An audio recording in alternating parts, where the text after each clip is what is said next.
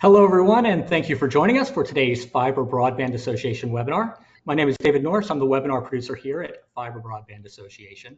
We appreciate you taking time to join today. Today's webinar, Omnichannel Marketing for ISPs, Driving Growth Through Data and Automation. And this is brought to you by Postalytics with guests from Wire3 and Second Mile. Before we get started, I've just got a couple of quick housekeeping items.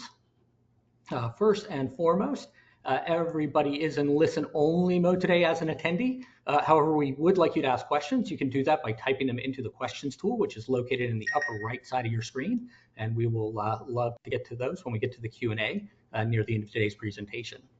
This will also be available on demand on the FBA website. That should be up there within 24 to 48 hours, and you can find that in the Events tab on our website.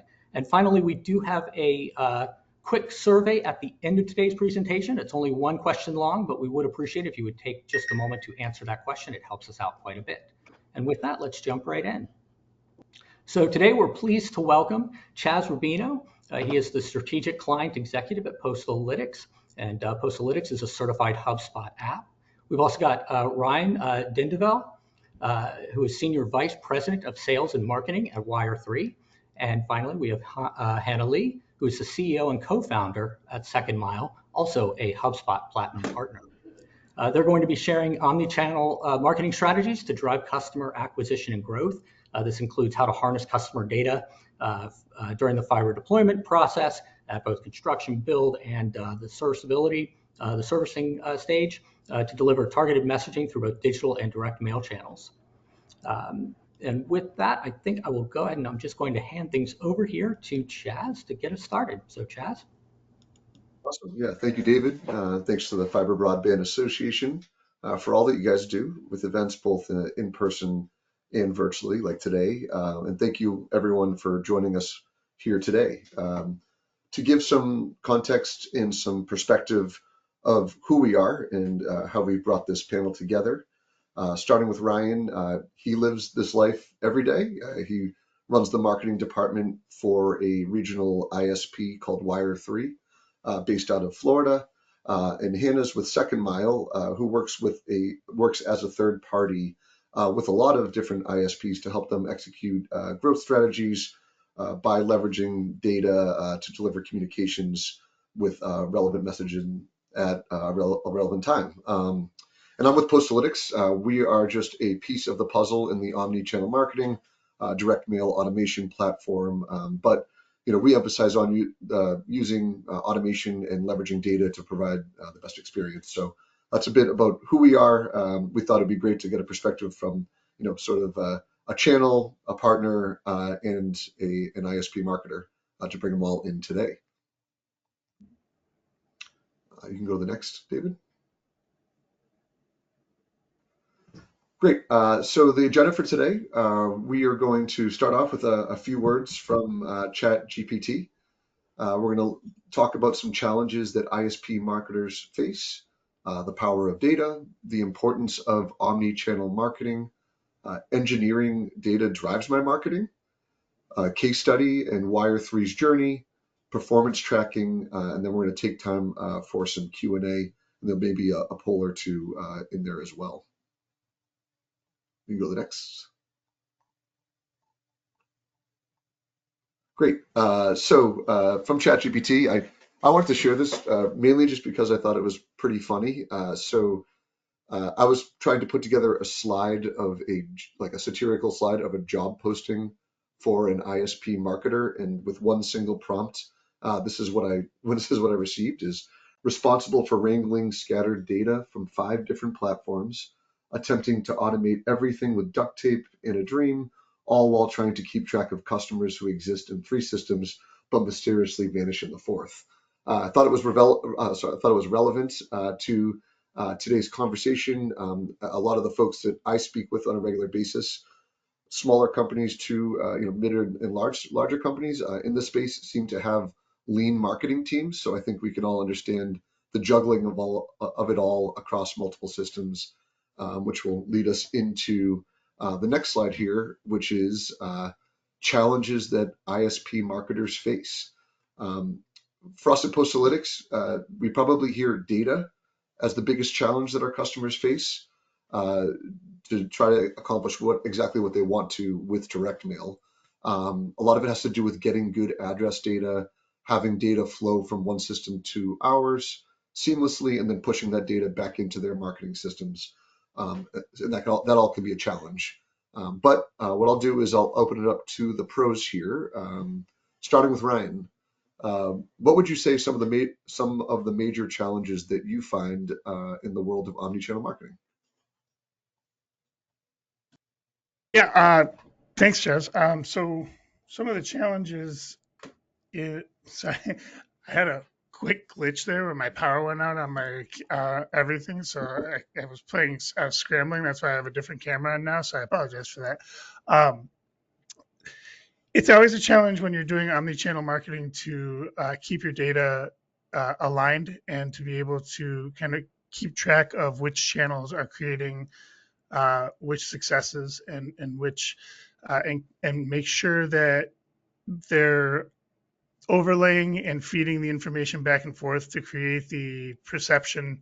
I always like to also include like omnipresence, right? So the goal in omni-channel marketing is you want to be everywhere to meet your potential customers and your existing customers in their favorite medium, but also be present when they aren't expecting and maybe aren't paying attention to build brand awareness at all times. And in order to do that, it takes a lot of different layers and a lot of different data and a lot of different things working all together at the same time, which is incredibly difficult to try and manage manually, which is where systems and tools come into play in helping to do that. Awesome, awesome. And Hannah, you work with a number of clients like Ryan that face these challenges. What are your thoughts here? I would say kind of the biggest challenge that we've seen our ISP partners facing is the data component. So a lot of times there's, especially our ISP clients, they're growing quickly. And so they're bringing on a lot of different tools to help support that growth. And along that process, data can start living in silos. So you've got like your billing platform, you might have a marketing platform, you might have a sales platform, you might have something like Postalytics, that is part of your omni-channel delivery strategy. And so that data can start living in a number of different places. We have a lot of clients that also has data that lives in, event channels or even spreadsheets. And so kind of wrangling all of that data together into one central location is huge. And then once that's part of the process, then it's how do I, take action on that data and actually use it for me, and instead of kind of spending all of the time hunting down all those different pieces of the puzzle. Yeah, I would say those are kind of the biggest challenges, and we'll get into some more of them later. But data is definitely huge. If I could add one more thing on it, like now that I've Please. got my head back on straight, the thing about omni-channel is that every channel requires a different unique identifier in order to deliver the message. And so when you're sending postcards, you need addresses. When you're doing digital advertising, you need email addresses or you need cell phone numbers. And when you're knocking on doors, you need like to know which doors to go to. And so it's much more than just like having a point of data and trying to figure that out. It's like aggregating and then validating all sorts of different points of data and making sure that they're in a medium or a mechanism that allows you to disperse that information, the right information to the right vendors or platforms to be able to get your message out there. And so the struggle is managing all of that and keeping it all in one place, A, and then B, knowing what the right thing to send to the right place is and how the best way to send that out and be able to then take it all back in when you get the results. It can become overwhelming very quickly. It's not like you watch these TV shows like Mad Men, and I wish that I was 30 years older so I could have lived at a time where it was make a TV ad, send it out, and then just sit back and count the money. To be an effective marketer in today's environment, you have to understand way more data and how it interacts with the dispense mechanisms. And it's a whole job in and of itself understanding that stuff. Yeah, Yeah, sure. totally. Sorry, go ahead. Yeah. No, I was going to say, totally agree with you, Ryan. And Chaz, I think that speaks to your Chat GPT job description, the number of platforms, and then also like the number of platforms and the data associated with those platforms. And then just thinking about, Ryan, to your point, like how you deliver that content has to change based off of not just the platform, but the audience that's consuming it on that platform. Um, and so, really, also kind of a lot of times, especially with our ISP partners, it's a smaller marketing team that's wearing a lot of different hats. And so, how do you understand which channels to be on there, and then also create the content for those channels? And then, like you said, Ryan, kind of feeding it back in to understand what's performing well and where to keep investing time, energy, and resources, and where to kind of pull back and scale back, because not everything is going to perform in the same way at the same time. Yeah, and I'd say when it's accomplished, you have quite the advantage over maybe the larger internet service provider that you're competing against, right? Because you have your finger on the pulse. So if you're using the right channels and you're having the systems talk to each other and delivering the right message at the right time, that's probably something that can't be managed by the larger ISPs. And again, you having your finger on the pulse of what's going on in these communities probably provides you quite the advantage in this place, even though you probably have a much smaller marketing team, right? Yeah, for sure. I always tell my team that our superpower is that we have the bandwidth to care about things that, like you just said, the bigger guys don't, like the mental bandwidth, not, obviously pun intended, but we like we don't have a million homes today at Wire3 that we have to care about. We hope to get there, but right now it's about the ones that we are able to service, and that gives us the ability to use like sniper approaches within our multi-channel marketing and be able to like make sure that the right message gets to the right person. We can comb through the data because it's not millions and millions of people or places. It's thousands and hundreds of thousands, which are much more manageable at that level to be segmented and super accurate. Cool. Awesome. Yeah, and that's a perfect transition to the next slide here, David. Sure. Did Um, we want to jump into the poll as well? oh, sure. Yeah, please. Seems like a good segue to this poll. It's how happy are you with your address data? I'm confident in my address data. It's okay, but could use some improvement, or please help, I'm lost. All right, we got some results coming in here. Give it another second or so.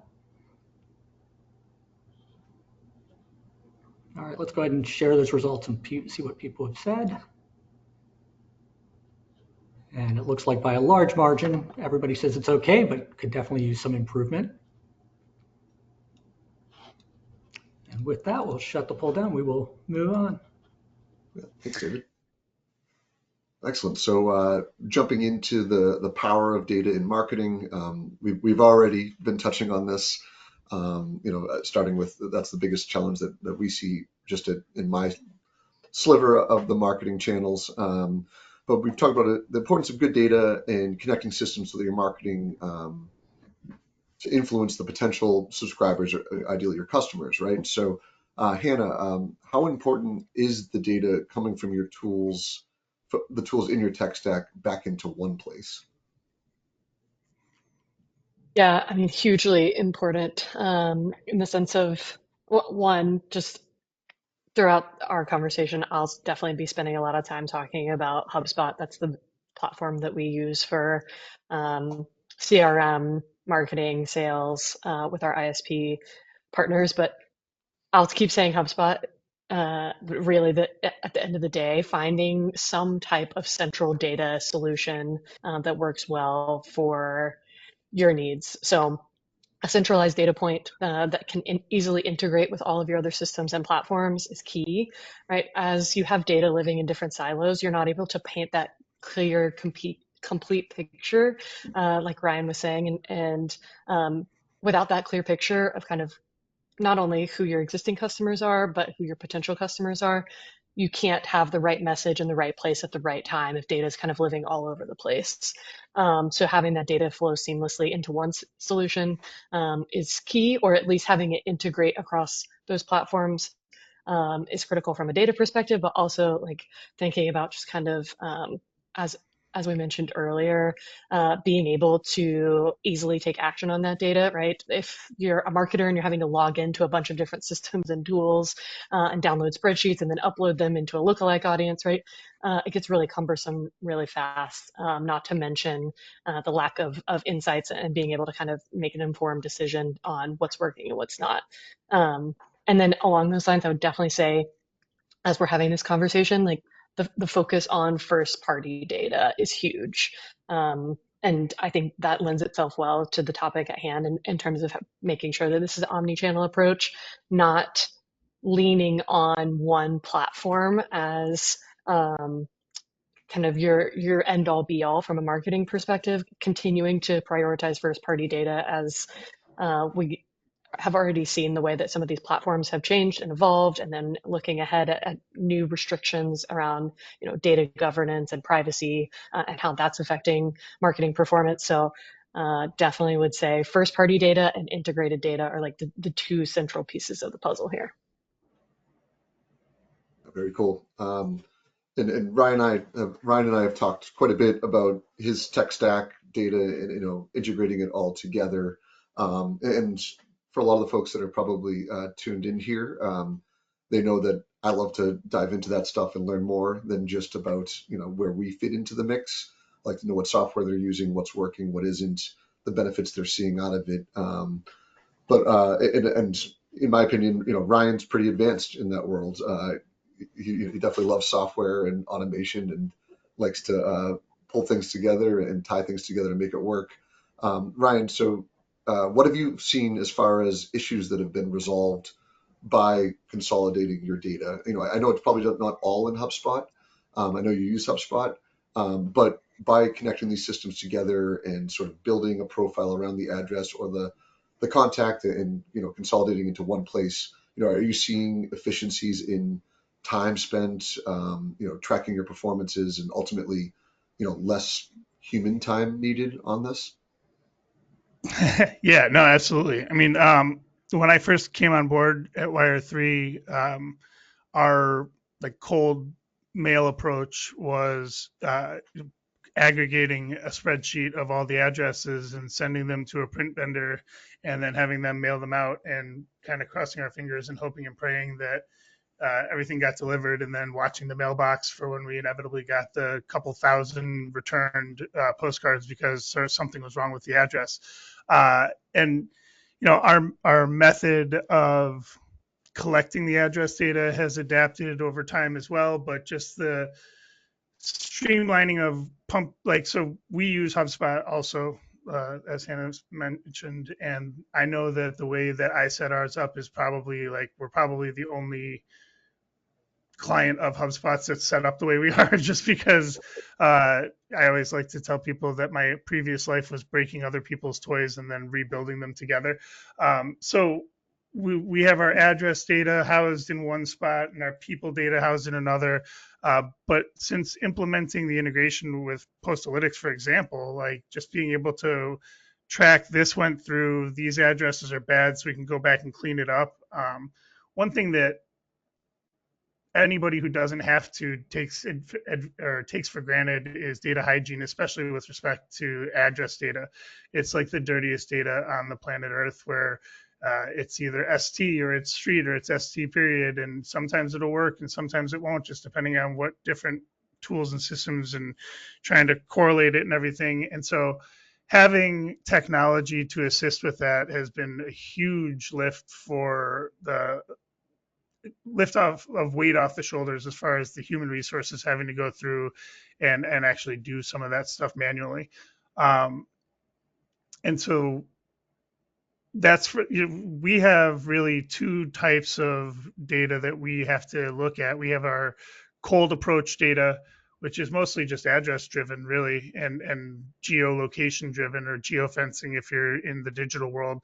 And then we have our hand raiser data, the first party data like Anna was talking about. And in order to really effectively run omni-channel marketing, you have one feeding into the other, feeding into completely different conversations, completely different content, completely different approach strategies, and you have to keep it all separate. And you can't talk to a stranger the same way you can talk to somebody who came to your website and raised their hand and said they are interested in finding out if you're available at their home. And there's just no way to effectively manage that manually without building some sort of system around it to automate a lot of those processes. Cool. And this is a question that perfect dovetail. Question for both of you. So if someone, is thinking that their marketing is a little bit too manual, a little bit too separated, and they wanted to start getting into this world of automation and data-driven marketing, for either Ryan or Hannah, like what quick pieces of advice would you give them as they were entering into the space? Hire Hannah or someone like her. I haven't worked with her directly, but someone like Hannah is absolutely going to save you, in my estimation, 5 to 10 years worth of pulling your hair out or turning it gray. Wow, with that, it was nice seeing you Unsolicited all. I'm plug. gonna go now. I'm an unpaid spokesperson for you. No, that's awesome. No, I appreciate that, Ryan. Chaz, I think so much of it is like what you were saying, Ryan. This is the not so cool side of marketing, but so much of it does come down to data hygiene.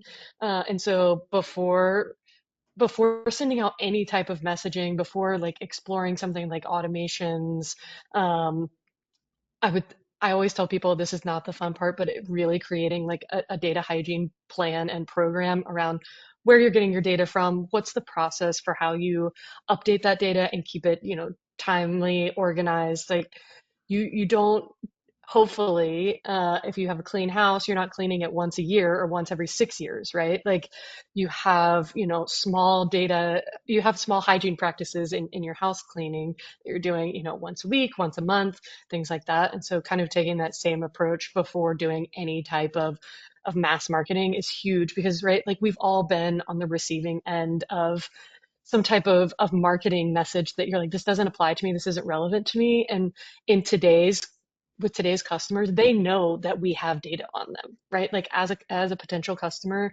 you know that this company has data and information on you, right? How many of us have said, I'm pretty sure my phone's listening to me. Um, you know, Customers are savvy enough that those types of messages aren't going to like there's not a ton of grace for that anymore. And so really prioritizing data hygiene, both on like kind of on the upfront basis before launching any big marketing campaigns, and then also making sure that you have a system in place for that on an ongoing basis is huge, so that you don't break trust with potential customers, or even existing customers, too, right? There's a little bit extra wiggle room, a little bit extra grace if someone's an existing customer, but still like that only extends so far in today's kind of data-driven world. Perfect. Thank you. David, next slide here. Great. So we're going to get into the importance of omni-channel marketing. So first, admittedly, I was putting this together and I had some things that said omni-channel and some things that said multi-channel, and kind of embarrassing as a guy with a master's degree in integrated marketing communications that I really didn't know what the difference was and thought it was just kind of what's trending up in popularity, as things do in the marketing world, as we know. So, omni-channel really means that they're connected. We've been talking about this over and over again. When multi-channel means you're using multiple channels, but they may not be connected and work together. So wanted to bring that up for the other marketers that didn't know that, like myself. And a unique thing that we find about broadband marketing is that you're often, again, building the experience around the household and not the individual. But as time goes on, you start to gather more data about about that household, and suddenly, like Ryan was saying, like right now he has them disconnected. Might want to connect them at some point in that regard. but you start to learn more about that customer, and then that helps you drive more marketing that can be behavioral. You can segment the audiences based on what you know about them, deliver relevant communications, things like that. But the marketing channels evolve as well with that messaging, right? So I guess as it comes, when it comes to omni-channel marketing, we'll start with Hannah. How do you how do you, on behalf of your customers, or recommend leveraging a tool like HubSpot to manage your omni-channel marketing? Yeah, so the first thing when it comes to something like a HubSpot platform is the ability to, like you said, have that omni-channel approach where everything's connected together. So we love recommending HubSpot for our ISP partners, again, because it's probably a smaller marketing team if they're quickly growing, and kind of that ability to um, manage all of their content in one place. So like all of the things that you've got listed here have the ability to get integrated or managed through HubSpot. So understanding one, having that central place where you can create your campaigns, manage those campaigns from a content perspective, and then also from a performance perspective is huge, right? So you've got the ability to create that content, the ability to segment that content, and then when you're segmenting that content, the personalization component that we're talking about here across all of these different channels, being able to manage that all in one system is huge, just from like a content creation, deployment, management perspective. And then on top of that, to start, and I think we'll talk about this later, but thinking about things like automating some of those once you have the system in place and once you're feeling really, really confident about that data, right? Like that's why I think Ryan and I are both hammering home this whole data piece, is because once you feel really confident about the data, then you can start automating these things, and you can start leveraging powerful tools like HubSpot to start delivering those messages on your behalf to the right people in the right place, with personalization, automations, A/B testing, things like that. So yeah, that's why we kind of like having it all managed in one place. And then when it's all managed in one place and all interconnected, then you can see from a performance perspective what's working, what's not working, how to ramp things up, ramp down, which campaigns are the most effective. So a lot of advantages to kind of keeping all of that marketing connected and in one central place. Well, yeah, and when you talk about leveraging the data and the systems for the personalization on the content, I think for a lot of folks that sounds a little bit intimidating and daunting, right? Like, oh, so my data needs to be good. Now we're talking about personalization. What if I, screw that up and it doesn't work out well?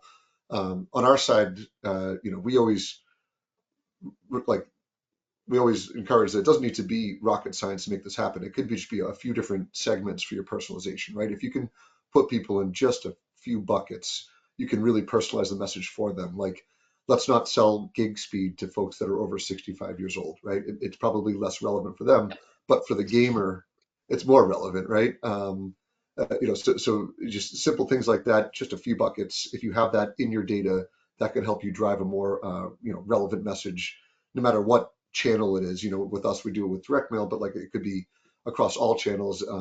Coming out of HubSpot, it makes it super powerful. Over to Ryan. So I know we've talked about this a lot this week. You use quite a bit, a bit of different approaches and marketing channels as you're reaching out to your audience. Could you talk a little bit about the different channels that you use? How you get into the community with those channels. We're going to talk a little bit more in the future, in a future slide, about sort of like the planning and build stages and like the early on of penetrating the market. But if you could touch on it, that'd be great. Yeah, I as part of my roles here at Wire3, I oversee our direct sales team and all of our sales efforts also. And as I tell my salespeople, every person in 2024 has a different favorite form of communication. There's like my wife, I can call her and as many times as I want to throughout the day, and she's not going to pick up the phone. If I text her, there's like a 50% chance, but if I hit her with a message on Facebook, she'll reply right away. I know it's all going to the same place, like her phone's in her hand all day long.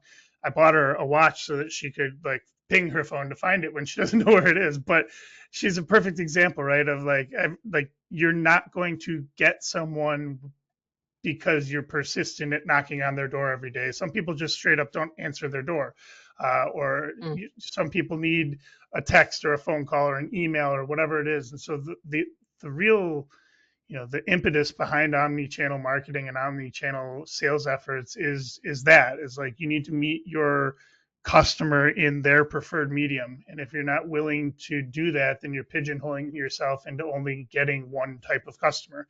And so, we engage with organic social, we engage with paid social, we do, Google search ads, we do over the top television ads on streaming platforms. We do, in some small markets, we do radio ads because it's an older population and they still listen to the terrestrial radio.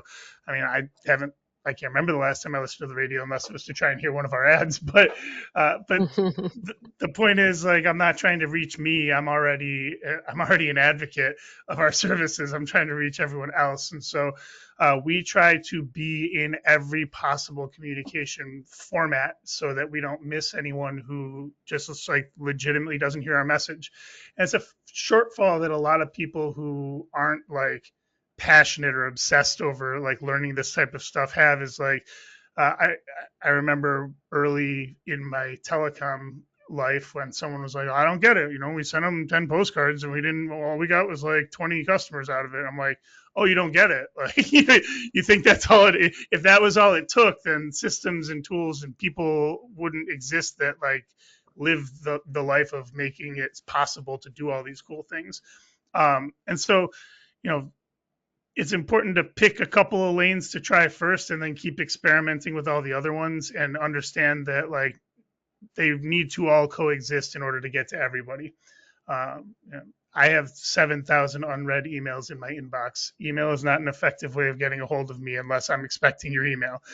So that can't be your only marketing effort or technique.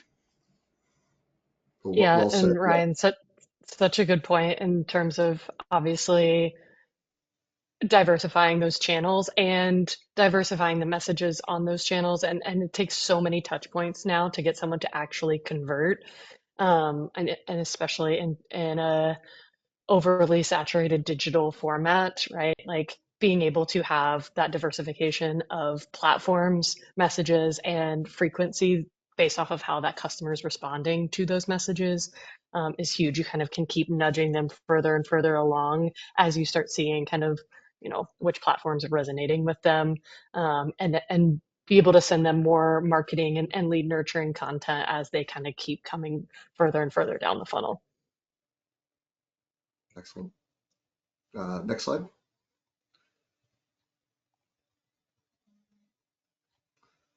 Great, and this is certainly a specific use case that ties together everything that we're talking about. No doubt there's some folks that I speak with regularly that are tuned in, that are smiling because they knew that I was going to talk about this topic.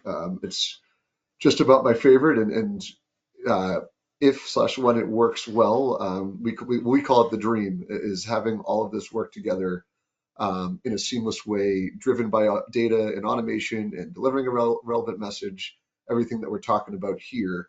But the slide title is "Engineering Data Drives My Marketing," which is true in a lot of cases.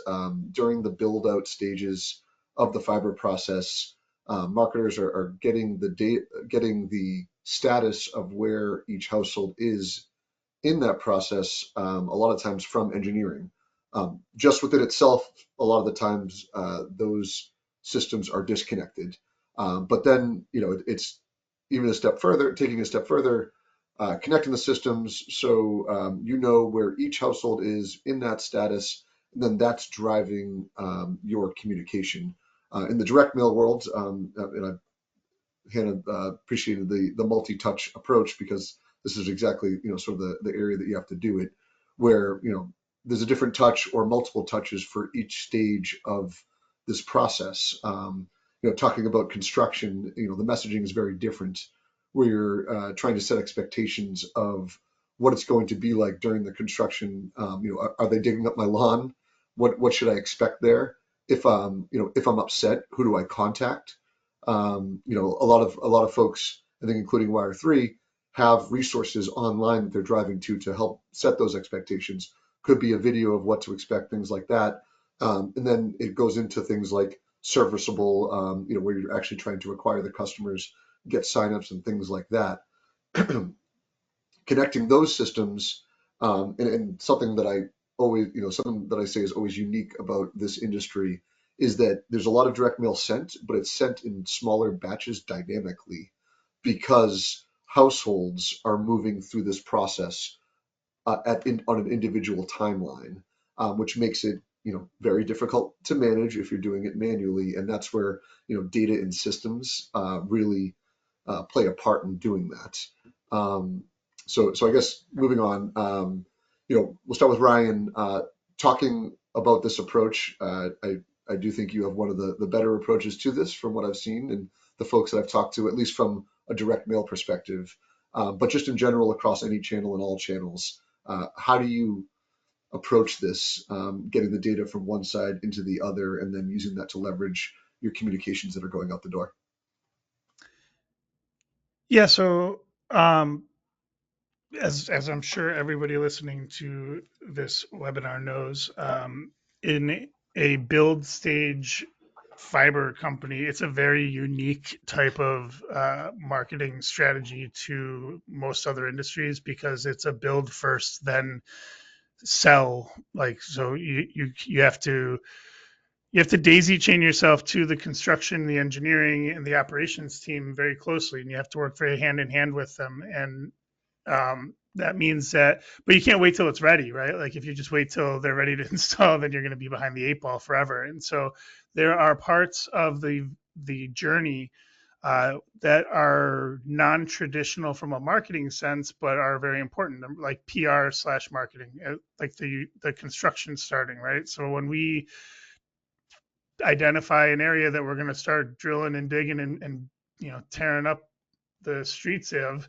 it's important for the community to know what's going on. And so we have campaigns designed that are just educational campaigns. Obviously they have a call to action because we want customers like everybody else, but they're more soft touch approaches. They come across very, this is what we're doing, this is why we're doing it, investing in the community and so forth.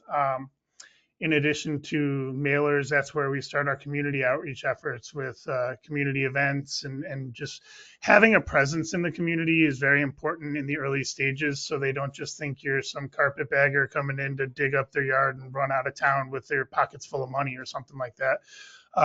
And so it starts with, these are the homes that we're going to build. These are the neighborhoods we're going to build. Let's make sure that we communicate with them who we are and what we're doing and why we're doing it. And then from there, when we get closer to the time where we're going to actually be able to install and service customers, the messaging adapts and changes. And we run a very well-oiled machine, and if there was no real-world interaction, then it would be really super easy to automate that whole process because we would know exactly the timelines that it takes us to build exactly what lengths. But anyone who's been at this for more than a day knows that reality doesn't always agree with your plans. What is the saying? Everybody's got a plan until they get punched in the face. I think it was Mike Tyson. But the point is that we have campaigns that are designed to follow alongside the timeline, and then we can set them up to a degree to transition as we get closer to certain benchmarks. But there's always got to be a level of management and oversight. When we get closer to being able to install, we know we set a date that we're going to install our first customers, and we go full bore at getting people scheduled and ready to install. And then at Wire3, we have a very attractive early adopter promotion that we run to get people to sign up quickly when we first launch in new neighborhoods or new markets. And so we have an aggressive marketing strategy for like the first 90 days after we start installing customers. Mm-hmm. And then after that, you don't want to just disappear on people. So you have to maintain with evergreen, normal cadence, all of the marketing channels as well. So like you got these 3 postcards up here. So that's kind of like the the front line is get something physical in front of them so that they at least know that you're coming. We also do door hangers. Like when before we put a shovel in the ground, we send a crew out to put door hangers up, just to, again, as much as we can, make sure that people know what's going on. And it hasn't always been that well organized, and I will tell you from experience that we get much better throughput, much better feedback when it is running smoothly than when we just show up with shovels and start digging and nobody knows what's going on. So it's important to do the educational marketing and the community building marketing, because if you do that right, then the conversion into the customer not only becomes that much easier, but you aggregate all the information to be in front of them at every turn. And it creates that like ongoing connectivity, that parasocial connection that, if you're not familiar with the term, like when you follow people on social media, you feel like you know them whether you do or not. You want to create that type of connection with the entire community by leveraging all these different channels and adapting the message through the construction process until you're actually installing customers. Oh, very cool.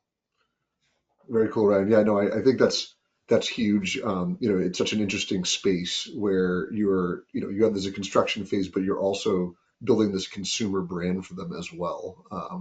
So it's very cool to hear that. Hannah, I know you have some experience here, just leveraging this data, like where the construction stage is or where the stage is in there.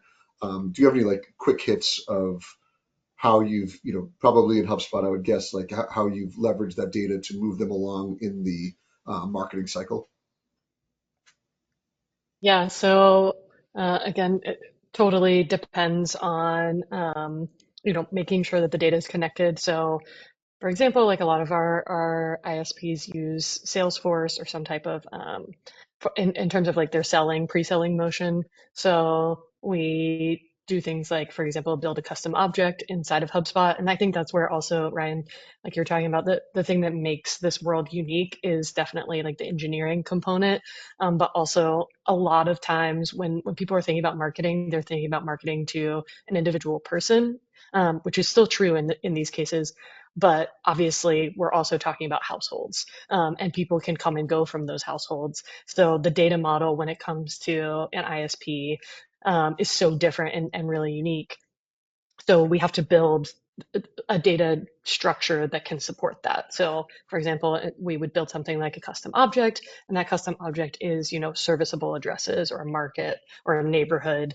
And then once that address is serviceable, that information passes in from, for example, something like Salesforce into HubSpot. And then we can start automating those campaigns like construction or pre-construction, construction, 90, 60, 30 day campaigns.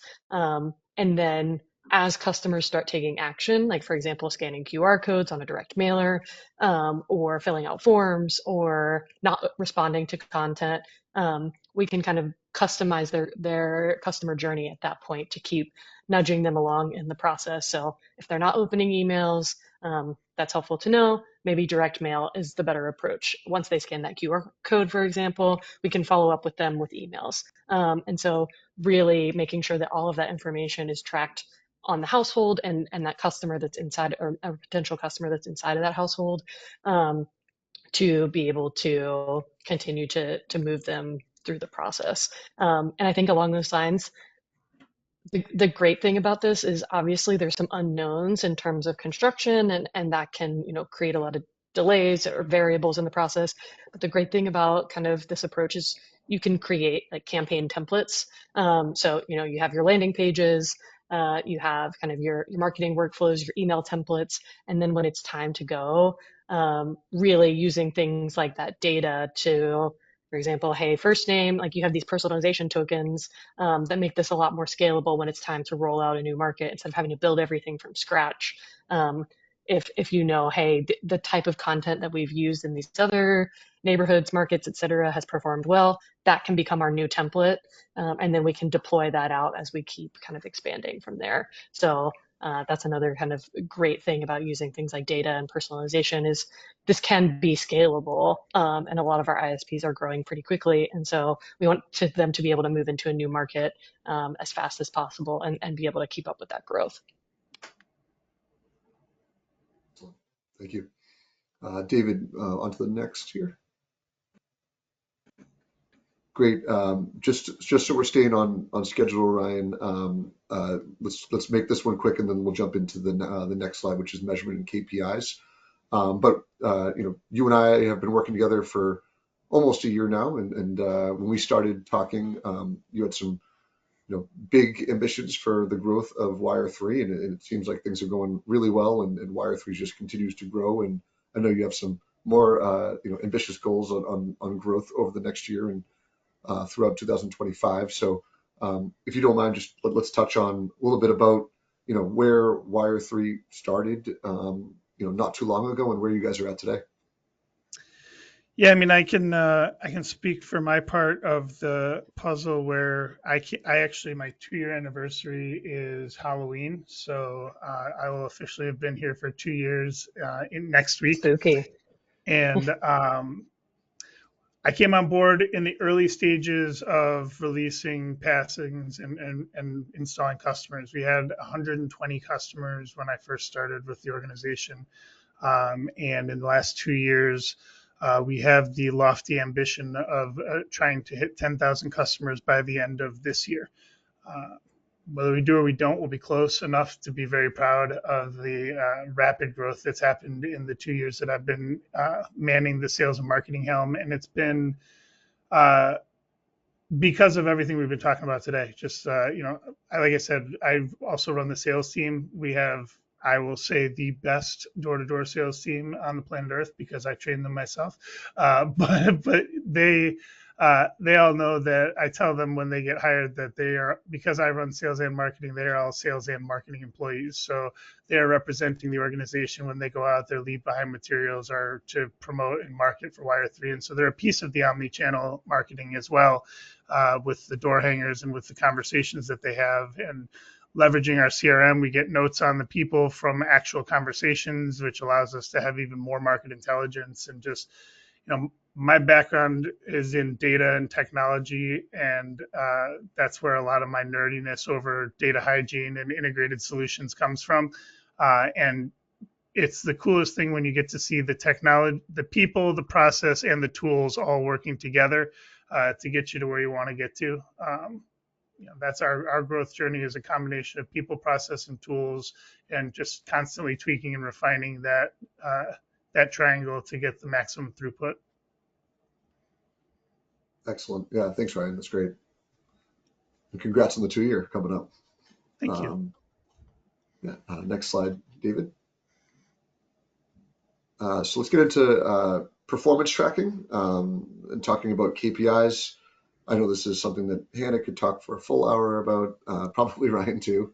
So I want to make sure that we have time to open things up for Q&A after this, and we already have some questions that have come in. So maybe let's think doesn't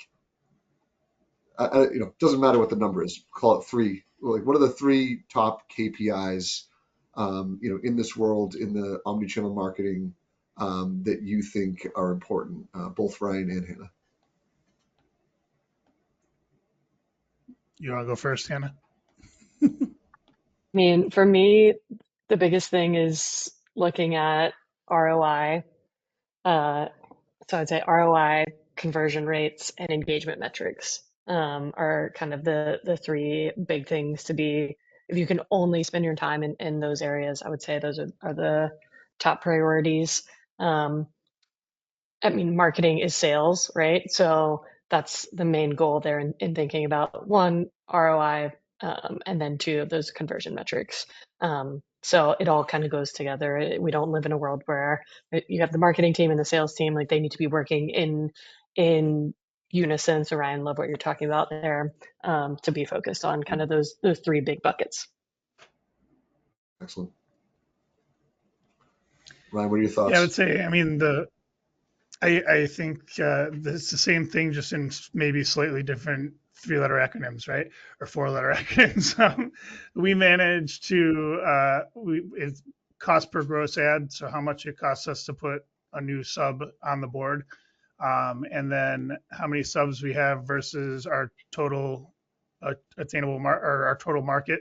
And I mean, those are the two biggest metrics that we put in front of the team every day. Is okay, what's our cheapest conversions? What are we getting good conversions out of that don't cost us a gajillion dollars, but also how are we getting the most of them, and balancing those two, because it doesn't matter if you got a bunch of cheap conversions if you don't have enough of them, but it doesn't matter if you sell everybody if you sell out the house and attempt to get them. So those are kind of the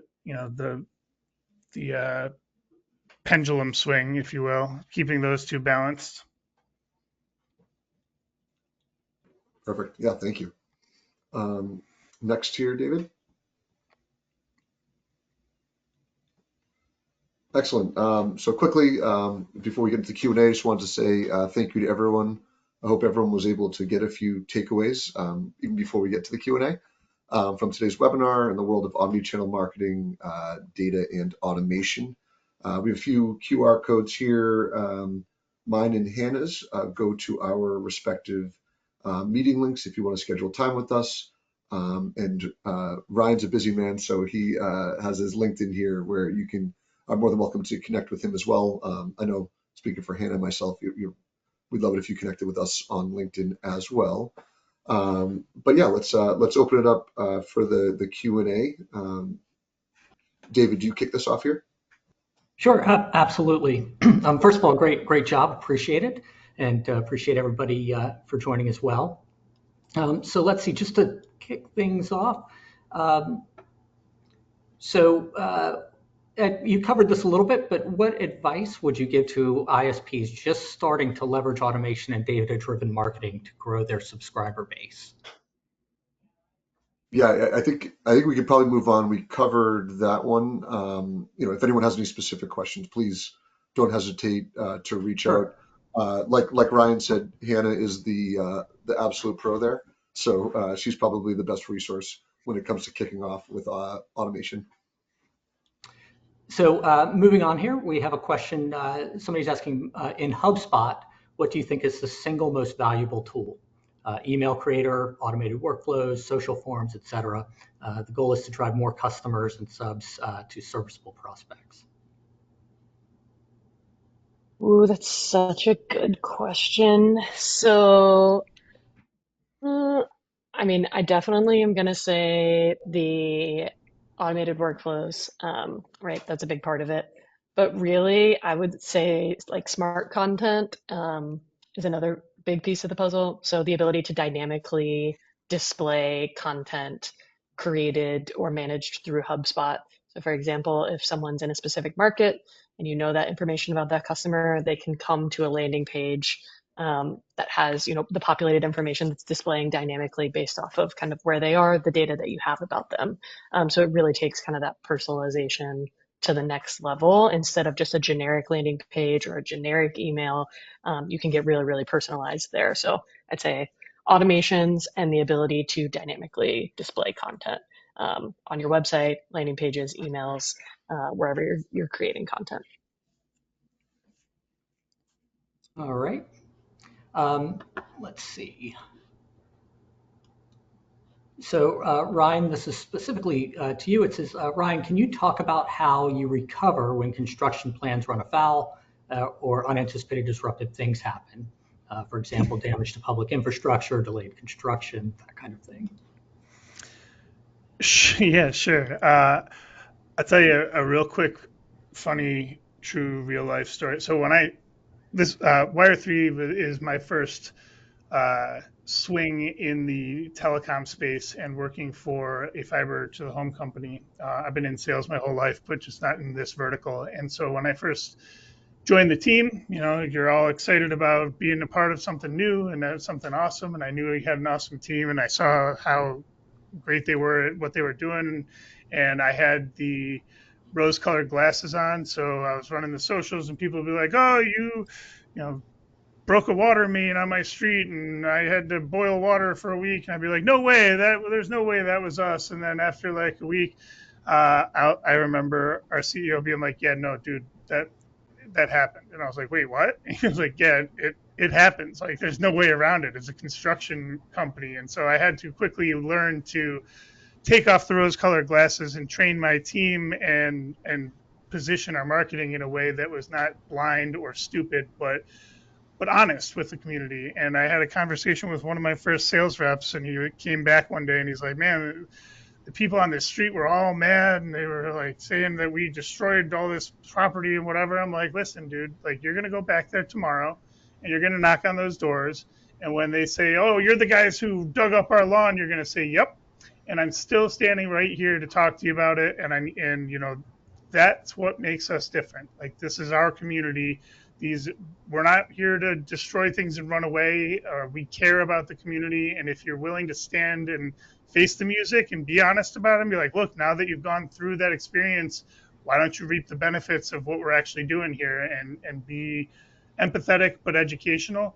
And he came back the next day and he was like, man, I gotta tell you were right. He's like, I signed up 4 people, but not only that, like, they just needed to be heard.